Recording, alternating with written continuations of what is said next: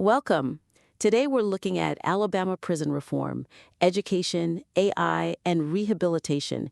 It's proposing a tech-heavy, human-centered approach, using things like Ingram State, Canvas, AI, arguing against building more mega prisons. Yeah, and it paints a picture of what, a modern system could be. Very aspirational. It is. But looking at the reality in Alabama, the violence, the corruption, the deep financial interests, you have to ask, is this proposal tough enough? Can it actually survive contact with the ADOC system? Right, I see that. It's strong on the what, the vision, but maybe needs more muscle on the how it survives the forces pushing back. Let's maybe start with the money. The financial drivers seem key. That's exactly it. Okay, first point. The proposal must directly confront the financial incentive structure of the Alabama correctional system, forced, virtually unpaid labor, to truly achieve its goal of successful reintegration. I mean, the argument for job training, for ISTC certs leading to reentry, it's laid out well. It makes a good case for that pathway, sure. But the weakness? It just seems to completely sidestep the whole forced labor system. We're talking, what, $450 million a year in goods and services? Generated by inmates paid basically nothing. That rate, like $2 a day, set in 1927. It's absurd. So that's the core weakness, isn't it? This dependence on cheap labor? It creates this perverse incentive for the system and for private companies benefiting to keep people locked up, to block parole. Exactly. You see that huge 72% drop in parole rates? That's not some random fluctuation. That's the system protecting its labor pool. If the state needs that cheap labor, then, well, rehabilitation programs, they actually look like a cost, not a benefit, directly undermining the goal.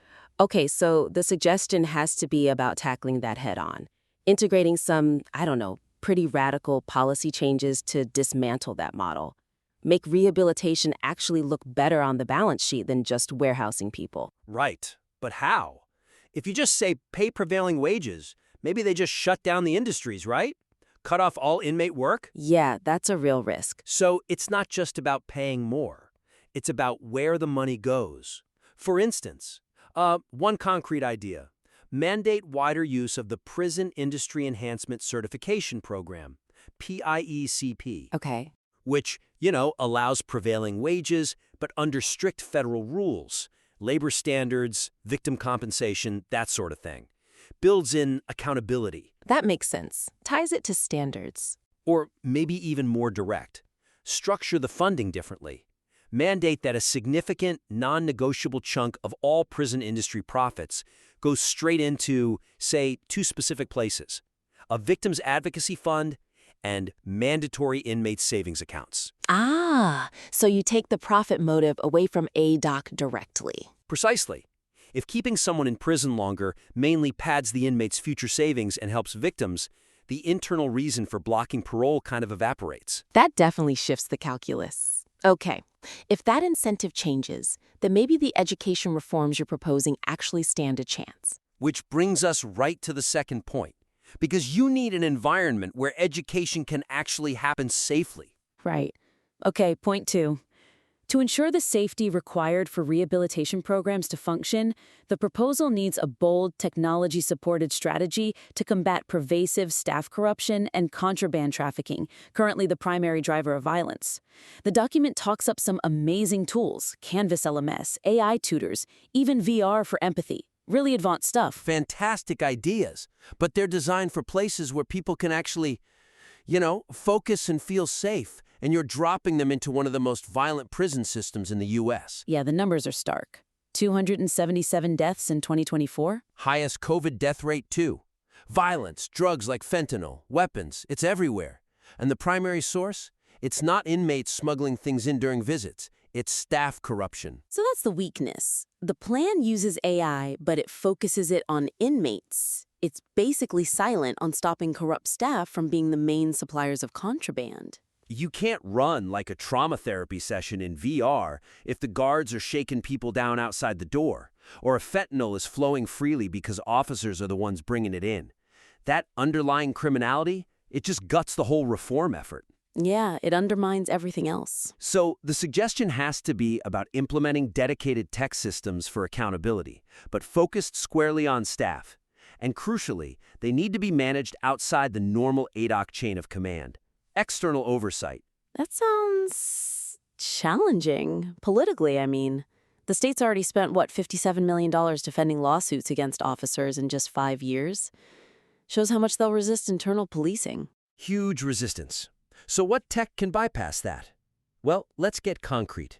First, mandate AI-assisted body scanners for every staff member, every entry. Not just visitors. And have the results audited externally by people not on ADOC's payroll. Okay, turn the scanners on the staff. Second, use that environmental redesign section they talk about. Build in centralized AI-monitored surveillance, but program it to specifically track officer behavior, response times to incidents, failure to report violence. Make the system hold the guards accountable. Turning the surveillors back on the surveillors. Got it. And third, maybe the most innovative piece. Target the money. Mandate secure, transparent payroll systems. Maybe something like blockchain even. Track payments, look for anomalies, make illicit payments much harder to hide. This hits the organized contraband rings internally. Why blockchain specifically? Because the record is immutable, transparent. Harder for anyone inside ADOC to tamper with financial records or cover up links to smuggling. It brings light to those dark corners. Okay, using tech for institutional integrity, not just inmate control. That makes the whole educational piece seem actually feasible, not just a nice idea doomed to fail. Exactly. Which leads us straight into the biggest roadblock, the politics. Yes. The mega prisons. Point 3 then. Given the state's demonstrated fiscal priority to build billion-dollar mega prisons, the proposal must frame its technology and education components as a critical, cost-effective alternative to the state's current failed Alabama solution. Because right now, the political winds, they blow hard towards big construction projects. That $1.25 billion K-Ivy complex, that tells you everything. Funded partly with COVID relief money and education funds, wasn't it? Yep, diverted funds. So, the current proposal lists the benefits of reform, rehabilitation, which is great. But the weakness? It lacks a sharp strategic edge to fight back against that build bigger prisons narrative. It needs to counter the political messaging that favors concrete and construction jobs over, well, people and programs. And how do you make something like a digital learning system, which is kind of invisible, feel more real or politically attractive than a giant building project? Especially when lawmakers are actually making sentences longer, reducing good time, they're actively creating the need for more beds. That's the core weakness. The proposal feels like an add-on, something nice to have. The suggestion has to be bolder. Directly contrast the massive, measurable, and frankly unsustainable costs of just building more prisons with the scalable long-term savings of going digital first with rehabilitation. Frame it as the only smart money move. Exactly. It needs to be positioned as the fiscally responsible way forward. We need numbers, hard numbers. Okay, concrete examples? All right. First, in the funding part of the proposal, clearly spell out the total cost to implement the whole ISTC Canvas VR digital learning system. Show that number is just a tiny, tiny fraction of the state's overall prison spending, which is projected at like $5 billion between 2022 and 2026. Make the tech look like a bargain. Okay, highlight the cost difference. Second, and this is the big political play, actively lobby to redirect the bond funds, specifically the money earmarked for that second huge 4,000-bed prison they plan for Escambia County, which isn't funded yet. Reallocate that money? Reallocated. Mandate that it funds this proposed education tech rollout system-wide, plus officer retention programs to improve staffing. Then quantify the savings. Show how much money you save by actually lowering the prison population, which is at 168% capacity, through rehab and smarter parole, compared to just spending another $1 billion on beds that'll just fill up again anyway because the sentencing laws aren't changing. So you fight the construction lobby with pure economics. Show that building isn't the answer to overcrowding if the policies keep filling the beds faster than you can build them. That's the only argument that might cut through the Alabama solution noise. You make the fiscal case undeniable. Okay, this has been really helpful. We started with a proposal that had a lot of good ideas, very forward-thinking. Very aspirational, yeah.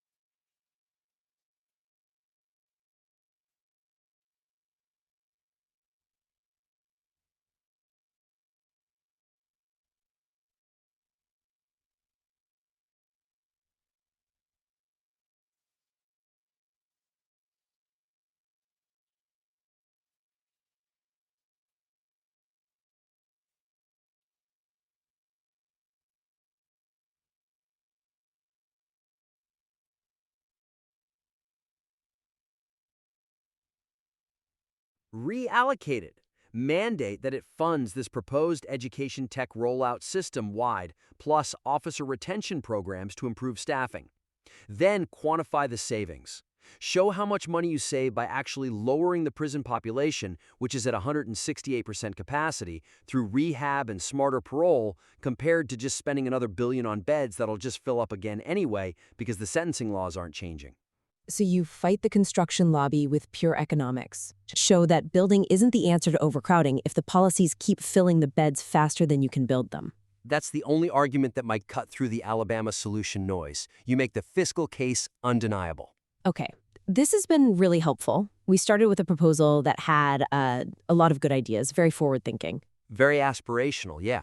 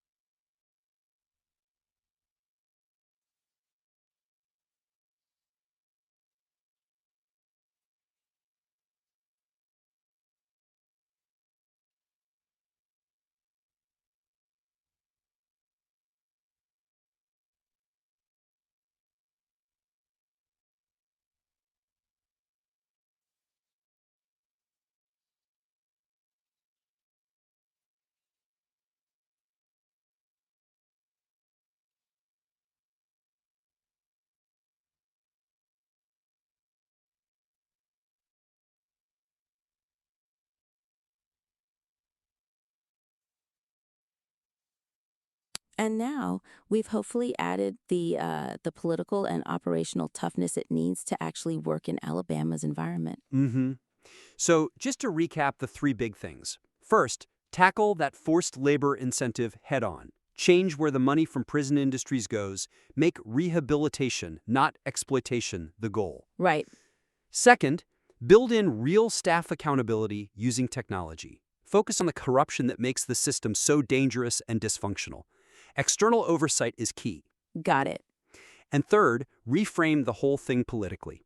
Position this tech and education approach not as an add-on, but as the essential, cost-saving alternative to just building more expensive, ineffective prisons. Fight concrete with better economics. Those changes really pivot this from just a plan to potentially a real policy challenge to the status quo down there. So we strongly encourage you to work these points in. Make it robust enough to survive the political fight. Absolutely. Integrate these revisions, make it tougher, make it smarter politically, and we'd definitely be interested in taking another look once you've incorporated these high-level changes. We look forward to seeing the next version. Keep refining it.